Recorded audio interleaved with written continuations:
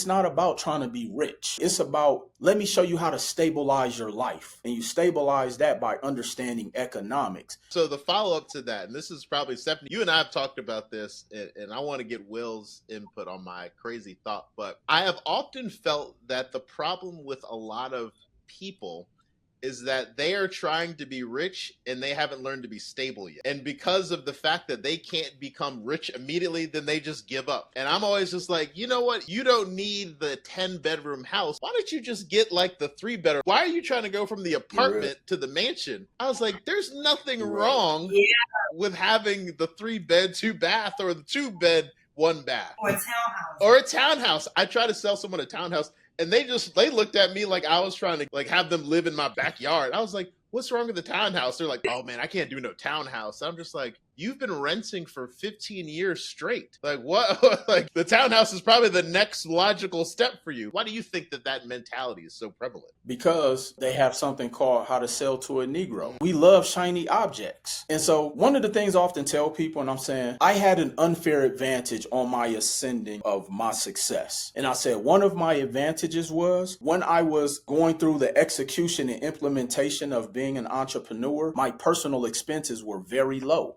See, here's one of the biggest issues with the culture of these coaching programs. It's not that the programs that people are investing in to learn these skills and strategies that we teach don't work. It's that people can't afford to implement. Whenever I'm sitting down with a client, I always say, what is your financial goal? And they usually tell me, and it's usually very modest. And I said, no, what is your real financial goal? I want you to think big here. And so they tell me, and I said, do you know that you can pay for that? Every goal has a cost, but are you willing to pay it? So when you think about, let's just say real estate. Now, I've broken this down in the best way to keep it simple for people as possible. Let's say you want $1 million real estate portfolio. Most people, they'll probably never get to that, but let's just say that's the case. I said, it only takes $250,000 to get that.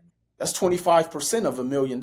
So whatever your financial goal is, if you want to make 200 million or whatever, just calculate how much it's going to cost for you to get to that in the standpoint of marketing and education and implementation and delegation. Who do you got to hire? The professional, all of that stuff. But ultimately what ends up happening, let's say Stephanie has a coaching academy where she's teaching people how to just increase their net worth by $100,000, get one property, etc. And then I spend my last dollars joining that program, but because I got the 5-bedroom house and I got 3 brand new vehicles and I have all of these trappings, but then when it comes time for me to invest in the things that Stephanie told me I need to do to get to that next level, not for the money to go to her pocket, but the things that I have to do to get the desired result, I can't afford to execute because my personal lifestyle is too expensive. So now I quit. I say it doesn't work. I say Stephanie's a scam and do all of these things. I go on the internet and I want my money back and I'm charged back, and I'm going to charge her back, all because I'm not in a position to execute or implement. And so we get in that position, and this is why, because we got this shiny object syndrome.